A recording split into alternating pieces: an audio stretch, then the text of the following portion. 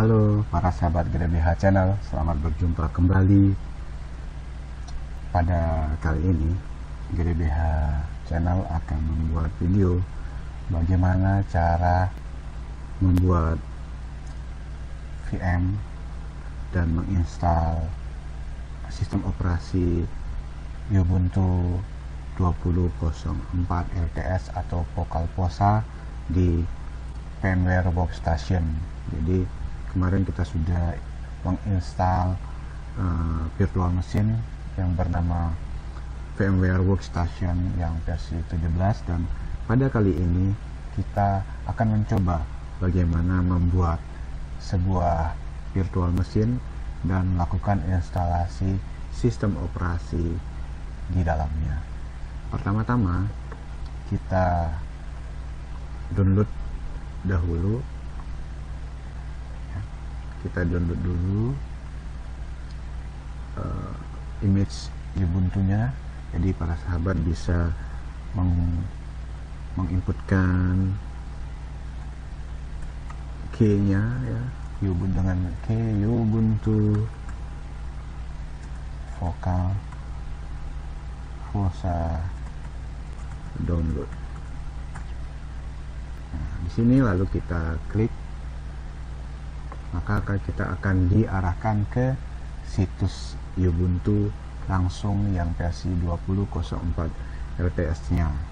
Nah, pada halaman ini ada dua jenis Ubuntu yang ditampilkan, yaitu yang versi desktop image-nya dan yang versi server image-nya.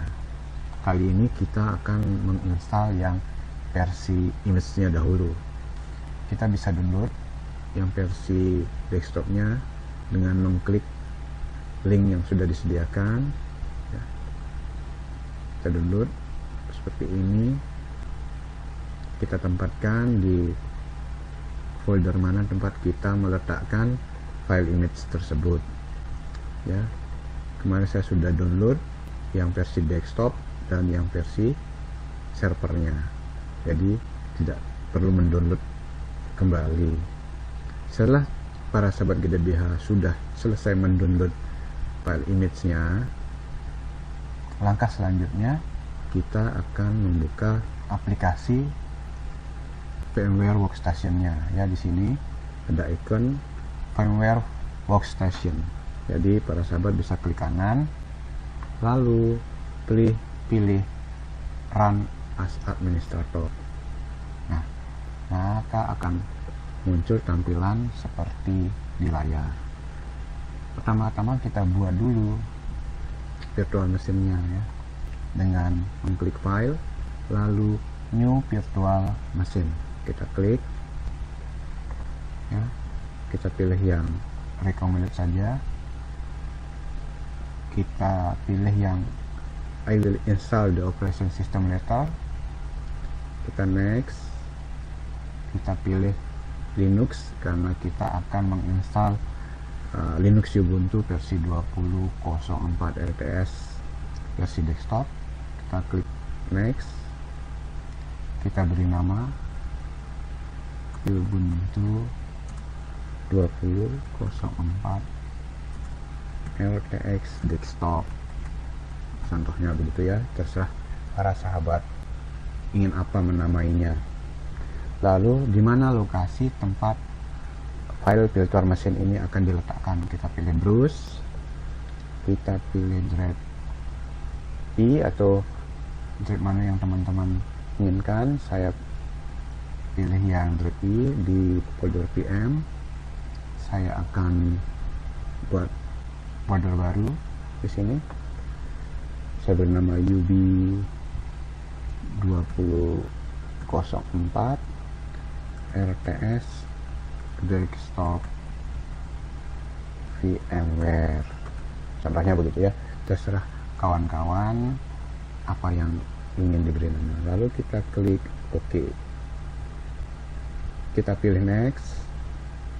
Nah, di sini maksimum disk yang ingin digunakan. Nah, jadi saya pilih 25 GB aja. Karena apa? Rekomendasinya pada situs Ubuntu minimal disknya 25 GB. Oke, jadi kita bisa, kalau kita pilih speed virtual disk, dia akan memecah filenya menjadi beberapa bagian. Kalau kita pilih yang atas, yang ini, dia akan membuat satu file tapi filenya besar sebesar 25 GB. Saya pilih yang split aja, lalu pilih next. Jadi sudah terbentuk summary-nya atau ringkasannya di sini ya. Lalu kita klik finish,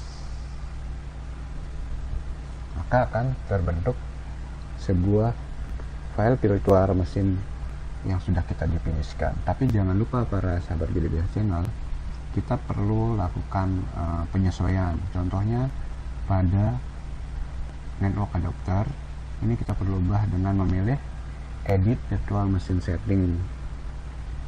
Pada networknya kita pilih bridge biar nanti virtual machine-nya bisa langsung mengakses internet dari host kita ini, langsung dia.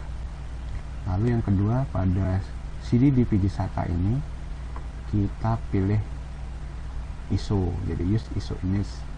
Lalu kita browse, kita pilih di mana tempat file ISO-nya berada.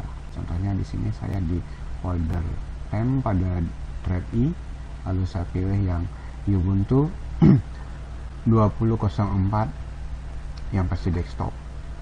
Open dan kita pilih OK. Setelah itu baru kita jalankan, kita on kan, power on virtual mesinnya, kita klik, kita tunggu ya Pak.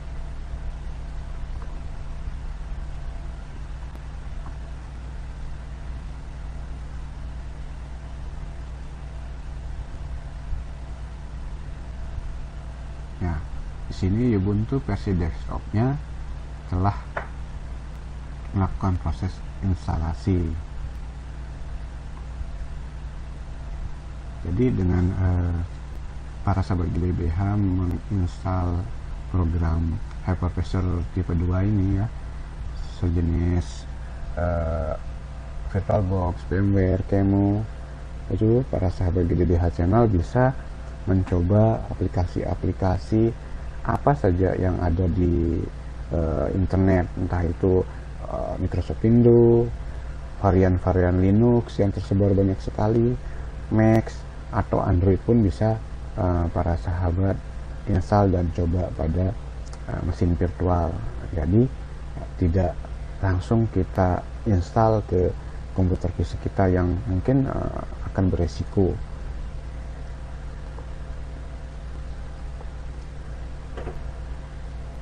Ya, ini sudah muncul tampilan harimau.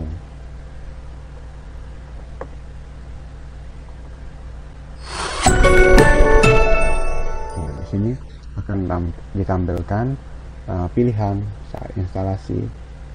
Nah, saya besarkan dulu ya.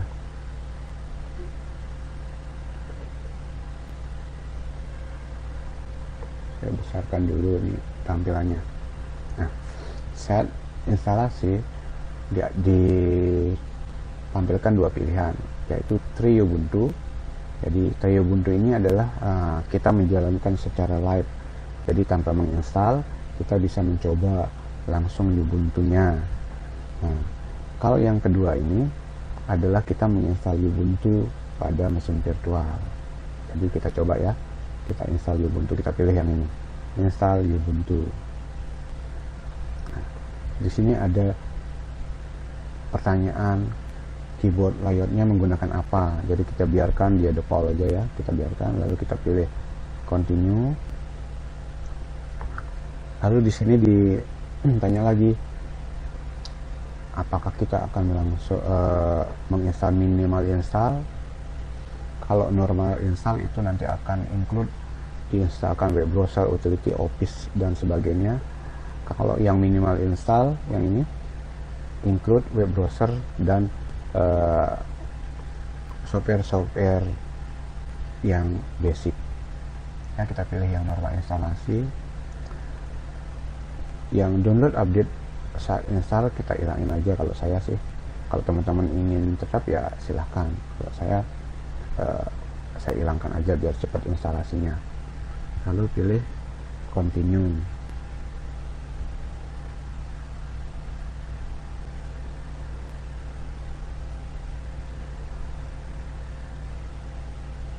Kita tunggu ya sahabat DBH.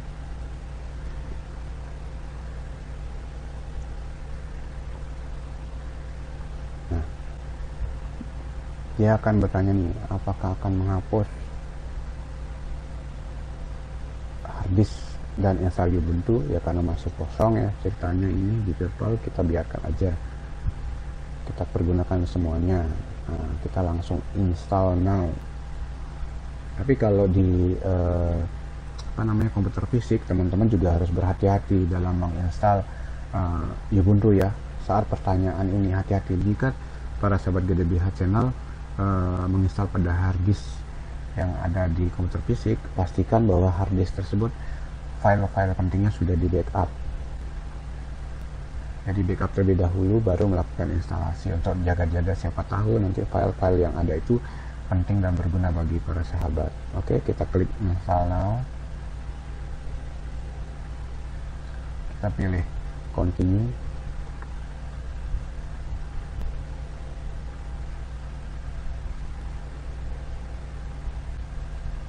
Nah, di sini akan ditampilkan zona waktu yang teman-teman pergunakan. Jika teman-teman berada di Indonesia bagian barat, ya pilih yang di sini, yang Jakarta, yang tengah di sini, dan yang timur ya di sini Papua atau Jayapura. Kalau yang tengah Makassar, saya pilih yang Makassar saja, lalu kita pilih continue. Dia tanya isi nama siapa, kita isi nama kita. Nah, saat kita inputkan nama, dia otomatis memberi nama komputernya ya. Teman-teman bisa rubah apakah nama apa saja, terserah. Jadi saya menggunakan nama ini. Untuk username, saat nanti login kita entrykan, lalu password jangan lupa kita isikan, dan password yang kedua harus sama.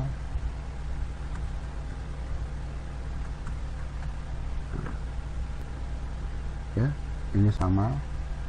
Lalu kita pilih continue. Kita tunggu proses instalasinya sampai selesai.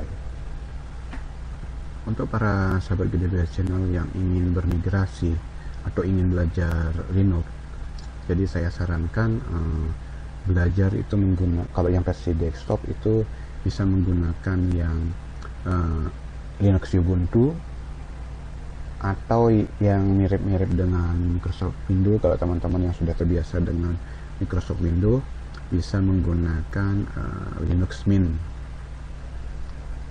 Linux Mint juga ya tampilannya mirip-mirip Windows menunya itu, jadi para sahabat bisa belajar menggunakan Linux Mint. Sama seperti Ubuntu, Linux Mint juga disupport banyak vendor, banyak aplikasinya, sehingga teman-teman ya tidak bosan-bosan untuk mencoba aplikasi-aplikasi yang ada pada kedua Linux tersebut.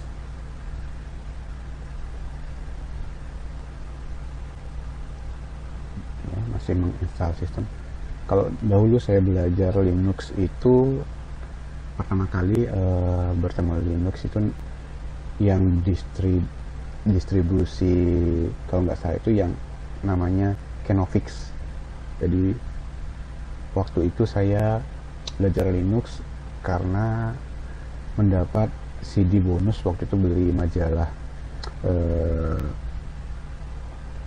Komputek ya, bukan majalah Komputek sih, apa namanya itu, majalah komputer lah.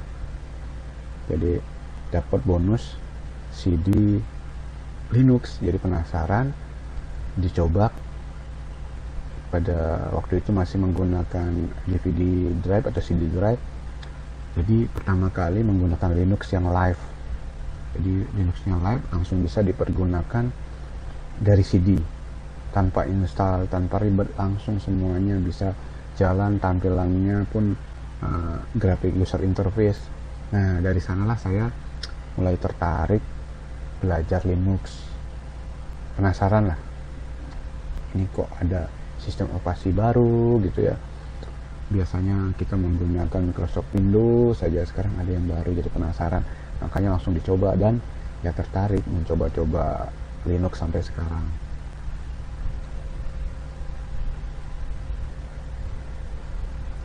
Ya mungkin ada para sahabat punya pengalaman lain mengenal Linuxnya itu dari mana, lalu kenapa kok menggunakan Linux, bisa komen di bawah ya.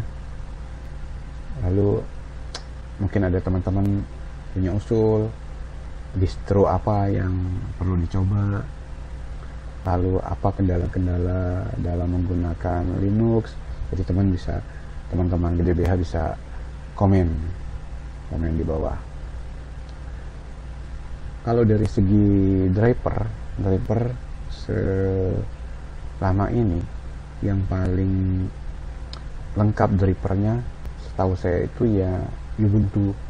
Jadi Linux Ubuntu itu mensupport driver PGA terutama, sudah banyak supportnya. Jadi para sahabat yang ingin bermain game, yang menginstal game, bisa menggunakan Ubuntu karena ya supportnya terhadap driver PGA lumayan lah. Karena saya dulu pernah mencoba install di Ubuntu, dan PGA onboard di laptop saya itu dikenali, jadi ya, langsunglah bisa menggunakan kemampuan VGA yang ada di komputer. Kalau untuk memilih distro mana atau versi berapa Linux Ubuntu yang ingin para sahabat gunakan, itu ya terkait dengan kemampuan dari komputer teman-teman. Jadi kalau komputer teman-teman masih komputer lama, ya jangan dipaksakan menggunakan Linux atau sistem operasi yang baru. Jadi ya disesuaikan dengan kemampuan laptop atau komputernya. Karena banyak para sahabat dari BH channel ya itu menginstal sistem operasi dipaksakannya begini, komputernya sudah komputer lama tapi pinginnya sistem operasi yang baru. Nah itu, jadi kalau dipaksakan implikasinya apa ya, komputernya berjalan bisa lambat. Karena apa? Kebutuhan periferal, memori, hardware yang dibutuhkan tidak sesuai, banyak itu. Nanti malah dikomplain nanti sama temennya yang minta tolong install atau gimana ya. Setelah install, kenapa nih komputernya tidak secepat yang lalu yang menggunakan sistem operasi yang lama gitu ya. Karena mereka tidak tahu bahwa semakin maju atau semakin besar versi dari sistem operasinya, itu akan semakin membutuhkan hardware, semakin membutuhkan memori yang besar, spasi hard disk yang besar. Sehingga apa? Kalau dipaksakan komputer-komputer lama, komputer yang sudah ya sedikit ketinggalan itu, ya pasti hasilnya akan tidak memuaskan, bahkan akan menjadi lambat. Dan biasanya sih kalau komputer-komputer yang sudah agak lama itu kita install aja dia Linux yang versi server yang jadi membutuhkan resource yang kecil, jadi bisa dimanfaatkan laptopnya atau komputernya untuk menjadi penyimpanan online, file sharing atau web server dan sebagainya. Jadi laptop teman-teman itu yang lama bisa dimanfaatkan.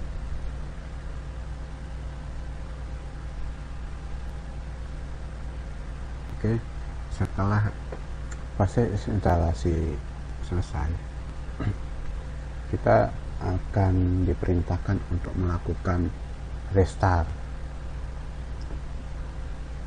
Jadi kita restart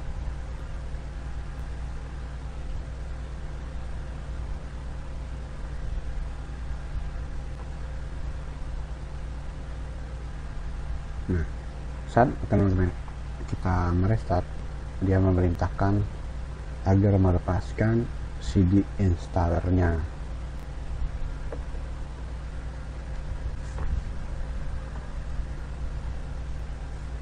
Jadi kita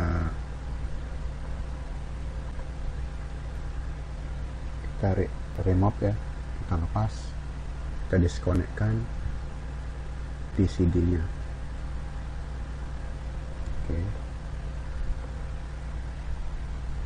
Kita lihat apakah sudah sudah ya. Jadi sudah tidak connect. Baru kita reboot lagi. Kita enter sehingga dia melakukan restart atau reboot.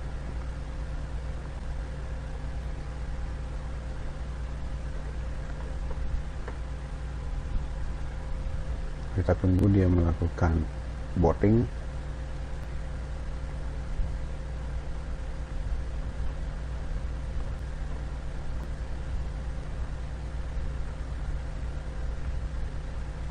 Nah, jadi beginilah tampilan dari Ubuntu 20.04 versi desktopnya.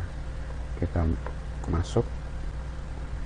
masukkan password yang kita sudah set waktu instalasi ya. Nah, kita sudah masuk di Ubuntu desktopnya. Jadi tampilannya sudah tampilannya cantik sekali ya, tampilan desktop. Jadi di sini kalau kita lihat lengkap sudah diinstalkan, jadi sudah lengkap terinstall, ada browser, Firefox-nya ya. Nah, kalau para sahabat ingin menambah aplikasi, contohnya di sini banyak aplikasi sudah diinstalkan. Ada LibreOffice ya untuk kegiatan-kegiatan ketik mengetik atau Office, ada kalender, ada Firefox, ada kalkulator, banyak lagi. Jadi teman-teman bisa mencobanya. Nah, kalau masih kurang, teman-teman bisa ke Ubuntu Software, klik ini yang A ini.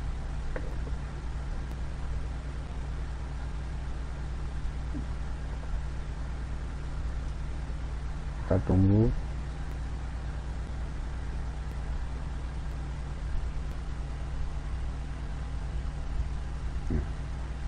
Oleh Ubuntu Software ini akan ditampilkan software yang teman-teman bisa pilih, bisa coba-coba, bisa install sendiri.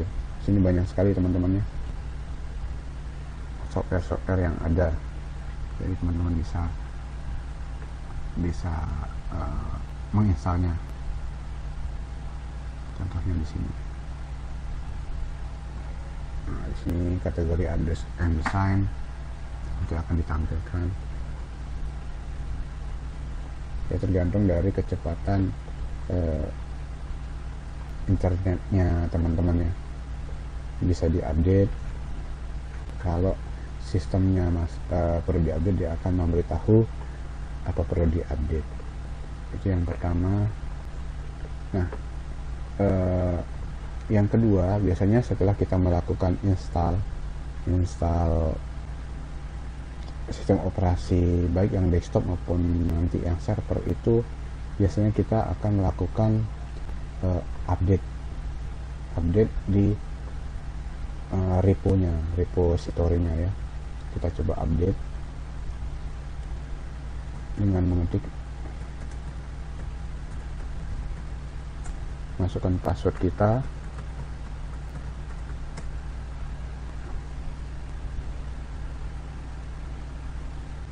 jadi ternyata katanya nih sudah terupdate dan 384 paket itu bisa di-upgrade. Nah, untuk sementara kita tidak perlu upgrade dulu. Ini jelas cukup. Nanti tapi kalau para sahabat GDBH ingin upgrade ya silahkan di-upgrade dengan perintah yang sudah ada diberikan. Nah, kita akan coba cek penggunaan memori prosesor dari Ubuntu desktop ini. Kita akan install Neopets ya.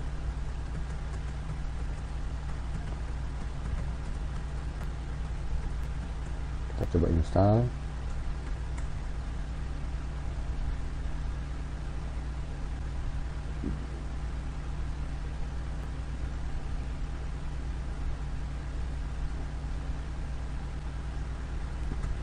Kita coba lihat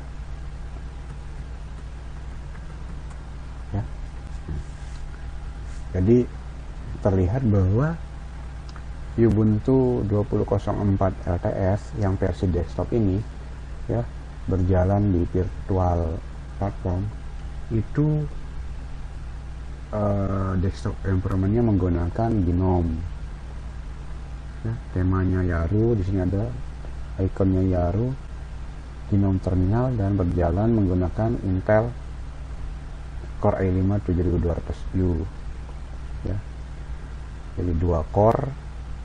Nah, penggunaan memorinya itu 1 GB lebih dari 4 GB yang kita setting ya para sahabat GDBH. Jadi penggunaannya hampir 1 GB memorinya. Kita cek lagi. Atau tidak ada, kita install.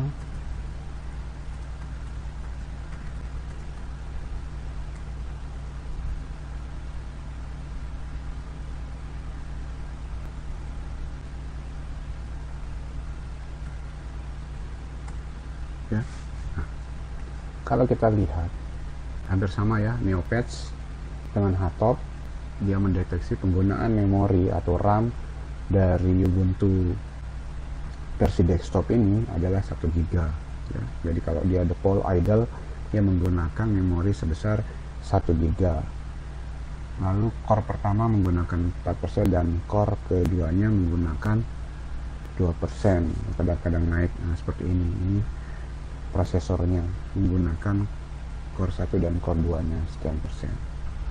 Nah, jadi terlihat kebutuhan memorinya segini gitu, memorinya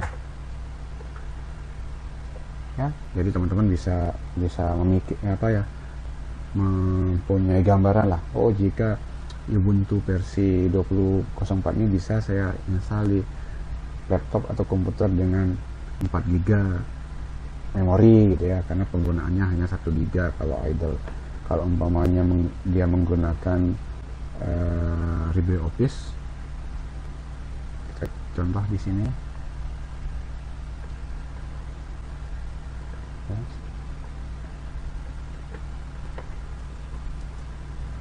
Nah, oke, dengan LibreOffice masih juga menggunakan memori 1 GB. Jadi ya, kalau komputernya teman-teman memori 4 GB dual core masih bisa menjalankan Ubuntu 20.04 dengan baik.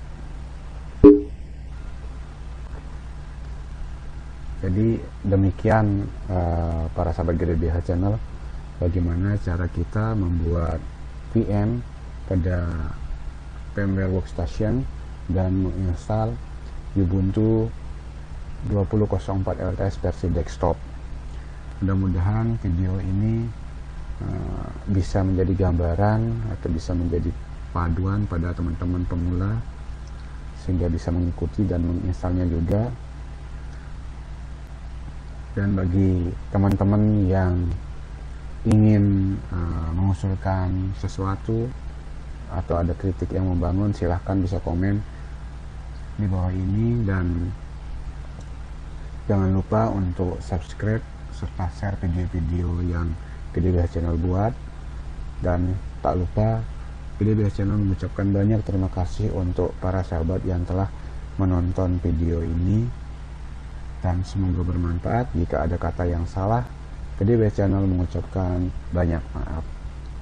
Terima kasih.